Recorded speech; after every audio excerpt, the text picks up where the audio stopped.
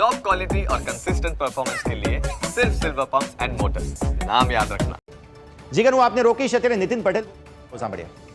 કેમ્પમાં પોતાની તબિયત બતાવવા માટે ગયેલા અને એ વખતે જે ડૉક્ટરો હોય એમણે એમને તપાસી અને જે દર્દીઓ પસંદ કર્યા એ દર્દીઓને કહ્યું કે તમારું મા યોજનાનું કાર્ડ ને બધું આધાર કાર્ડ ને બધું તૈયાર રાખજો અને આવતીકાલે તમને અમારી હોસ્પિટલમાંથી બસ મોકલી અને લઈ જઈશું. અને બસ મોકલીને ગઈકાલે 19-20 જેટલા દર્દીઓને અહીંયા લાવવામાં આવેલા. અને મને જે માહિતી મળી છે એ પ્રમાણે એ મોટાભાગના દર્દીઓને સીધા હૃદય રોગના દર્દીઓ ગણી એમની એન્જિયોગ્રાફી કરવામાં આવી અને કેટલાકની એન્જિયોપ્લાસ્ટી પણ કરવામાં આવી. હજુ પૂરેપૂરા આંકડા મારી પાસે નથી, હું બધાને મળીને અત્યારે માહિતી મેળવું છું.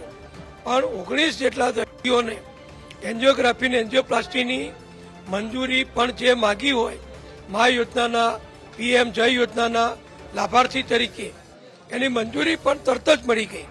આમ તો સ્વાભાવિક રીતે સારી હોસ્પિટલો, મોટી હોસ્પિટલોમાં આવા દર્દીઓની જ્યારે સારવાર થતી હોય, ઇવન આપણી સરકારની સિવિલ હોસ્પિટલમાં પણ, UN મહેતા હોસ્પિટલમાં પણ આવા દર્દીઓને દાખલ કરવામાં આવે તો જો મોટું ઓપરેશન કે કોઈ બીજી કોઈ વધારે ખર્ચવાળી સારવાર કરવી હોય તો એની મંજૂરી માગવાની હોય છે અને ઓનલાઈન મંજૂરી આવતા સમય લાગતો હોય છે. પણ મને જે માહિતી મળી એ પ્રમાણે અહીંયા બધાની મંજૂરી પણ મળી ગઈ અને જેમના ઓપરેશન થયા એ પૈકીના 2 વ્યક્તિઓનું દુઃખદ અવસાન થયું છે. એમાં એક બારોટ જ્ઞાતિના છે, એક સેનમા જ્ઞાતિના છે. એક ભાઈ 45 વર્ષની ઉંમરના હતા, બારોટભાઈ, અને એક સેનમાભાઈ લગભગ 65 વર્ષની ઉંમરના હતા. અને બીજા 10 દર્દીઓ અત્યારે હોસ્પિટલમાં સારવાર હેઠળ છે.